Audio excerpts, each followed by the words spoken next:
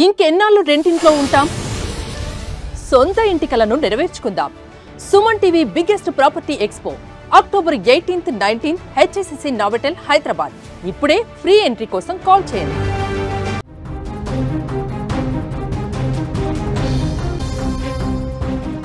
హైదరాబాద్లో కట్నం వేధింపుల ఘటన సంచలనంగా మారింది. ఒక మాజీ కార్పొరేటర్ కోడల్ ఇప్పుడు ఈ ఘటన పట్ల ఆవేదన చెందుతూ ధర్నాకు దిగింది. దానికి సంబంధించిన వార్త చూద్దాం. అంతకంటే ముందు బిగ్ అప్డేట్ ఒకటి ఉందా చూద్దాం. హైదరాబాద్ మొత్తంలో ఉన్నటువంటి బెస్ట్ ప్రాపర్టీస్ అన్నిటినీ ఒకే వేదికపైకి తీసుకువస్తుంది సుమన్ టీవీ. అక్టోబర్ 18, 19వ తేదీన HICC నోవోటెల్లో జరిగే సుమన్ టీవీ ప్రాపర్టీ ఎక్స్పోలో best flats, villas, open plots, Deepavali offers and డిస్కౌంట్స్తో అందుబాటులో ఉంటాయి. మీరు విజిట్ చేసి ప్రతి గంటకి ఒక గోల్డ్ కాయిన్ గెలుచుకునేటువంటి ఛాన్స్ కూడా ఉంది. ఫ్యామిలీతో రండి, మీ డ్రీమ్ ప్రాపర్టీని సొంతం చేసుకోండి. రైట్, ఇక వార్తలోకి వెళ్తే అదనపు కట్నం కోసం వేధింపులు రోజు రోజుకు పెరిగిపోతున్నాయి.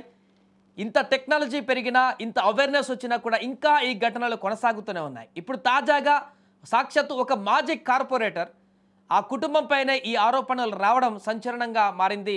మల్కజ్గిరి పోలీస్ స్టేషన్ పరిధిలో మౌలాలీలో ఒక యువతి రోడ్డుపైన కూర్చొని ధర్నా నిర్వహించింది. తన భర్త కుటుంబం అదనపు కట్నం కోసం తనను తీవ్రంగా వేధిస్తున్నారని ఆమె ఆవేదన వ్యక్తం చేసింది. ఈ వ్యవహారం ఇప్పుడు స్థానికంగా తీవ్ర చర్చనీయాంశంగా మారింది. మౌలాలి డివిజన్ మాజీ కార్పొరేటర్ చిన్న కొడుకుతో బాధిత యువతికి గతేడాది నవంబర్లో వివాహం జరిగింది.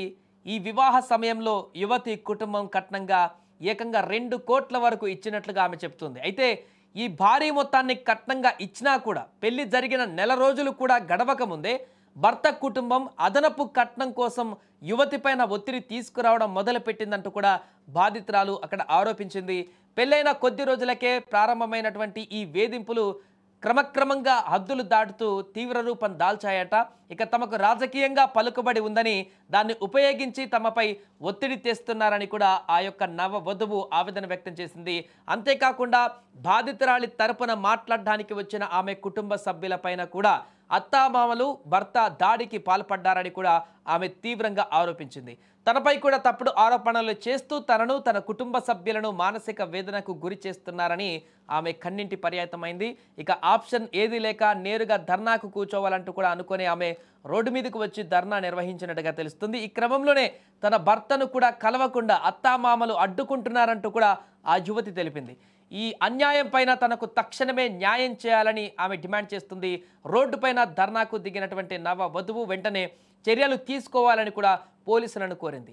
వేధింపులకు పాల్పడుతున్నటువంటి అత్తామామలపైన అలాగే భర్త పైన కఠిన చర్యలు తీసుకోవాలంటూ కూడా డిమాండ్ చేసింది. ఏదేమైనా కూడా కట్నం వేధింపుల ఘటన అనేది చాలా రోజుల తర్వాత ఇలాంటి వార్త మరలా ఇక్కడ ఇప్పుడు వెలుగులోకి రావడం ఒక్కసారిగా సంచలనంగా మారింది. అది కూడా ఎడ్యుకేటెడ్ కుటుంబంలో, ఉన్నతమైనటువంటి హోదాలో ఉన్నటువంటి కుటుంబంలో, రాజకీయ పలుకుబడి ఉన్నటువంటి కుటుంబంలో, రాజకీయంగా ఒక హోదాలో ఉన్నటువంటి కుటుంబంలోనే ఈ యొక్క ఆరోపణలు రావడం అనేది సంచలనంగా మారింది. ఒక యువతి నేరుగా రోడ్డు మీదకి వచ్చి ధర్నా నిర్వహించేటువంటి స్థాయికి ఇది వెళ్ళిందంటే అక్కడ ఎలాంటి వేధింపులు ఆమెకు గురయ్యనేటువంటిది కూడా ఇప్పుడు చర్చనీయాంశంగా మారింది. దీనికి సంబంధించి మరి అటు భర్త కుటుంబ సభ్యులు ఏమైనా స్పందిస్తారా, వారు మాట్లాడతారా, బయటకు వస్తారా? ఈమె వర్షన్ ఈ విధంగా ఉంది, భార్య వర్షన్, మరి అత్తామామలు అదేవిధంగా భర్త వర్షన్ ఏ రకంగా ఉండబోతుంది? గతంలో జరిగినటువంటి అనేక కేసుల్లో కూడా 2 భిన్న ధృవాలు, భిన్న వాదనలు వినిపించాయి. కాబట్టి ఈ యొక్క అంశం పట్ల వారి వర్షన్ ఏ రకంగా ఉంటుంది? ఇప్పుడు బాధితురాలకి ఎలాంటి న్యాయం జరుగుతుంది? ఇటు ఆ బాధితురాలు తరపున కొంతమంది కూడా మద్దతుగా అక్కడికి వచ్చినట్టుగా కనపడుతుంది విజువల్స్లో. పోలీసులు మరి దీన్ని కేసు నమోదు చేసి ఏ రకంగా చర్యలు తీసుకుంటారు, ఏ రకంగా ఈ కేసు ముందుకు వెళుతుంది, ఆ బాధితురాలు ఆరోపిస్తున్నట్టుగా వాటన్నిటిని కూడా ఎలా ప్రూవ్ చేయగలుగుతుంది? పూర్తి వివరాలు అయితే అక్కడ వారందరూ కూడా సేకరించే పనిలో ఉన్నారు. ఏదేమైనా కూడా వరకట్న వేధింపుల ఘటన అనేది మరొకసారి తెరపైకి రావడం అయితే ఇప్పుడు తీవ్ర సంచలనంగా మారింది. నవంబర్ 7, 2024లో ఇసరా KBR కన్వెన్షనల్లో అయ్యింది.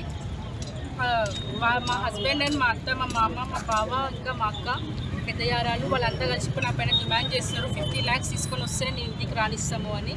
నేను ఎందుకు తీసుకురావాలి, నేను ఆల్రెడీ 2 crores ఇచ్చినా కదా అంటే, మరి బిజినెస్ పెట్టుకుంటాను, నువ్వు మనీ తీసుకొస్తేనే నీకు ఏమంటారు మంచిగా ఉంటారు, కాపురం చేస్తేలే చెయ్యరు అని నేను ఇంట్లో నుంచి బయటికి పంపించేసినారు. 3 months అయినా మా ఇంటికి వచ్చేసి ఇప్పటివరకు నేను ఇంటికి వెళ్తే నన్ను ఇంటికి తీసుకెళ్తలేరు. నేను ఫోన్ చేసినా రెస్పాండ్ అవ్వట్లేదు. మాకు అమ్మాయి వద్దు అని నా పైన లేని ఎలిగేషన్స్ పెడుతున్నారు. నాకు ముందే పెళ్ళి అయ్యిందని, నాకు లేని ఇంకా అన్నీ పెడుతున్నారు. ఇంకా అంతా నాకు గలీజ్గా అనిపిస్తుంది. మా పేరెంట్స్ అందరికీ చెప్తే మా పేరెంట్స్ వెళ్ళి వాళ్ళతో మాట్లాడడానికి వెళ్తే మా పేరెంట్స్ అందరిని తిరిగి పంపించేసారు. నాకు ఇప్పుడు ఇంట్లో న్యాయం కావాలి. నేను ఇంట్లోకి ఎందుకు రాణిస్తలేరో నాకు కావాలి. నేను ఇంట్లోకి వెళ్ళాలి. నేను నా హస్బెండ్తో ఉండాలని నేను డిమాండ్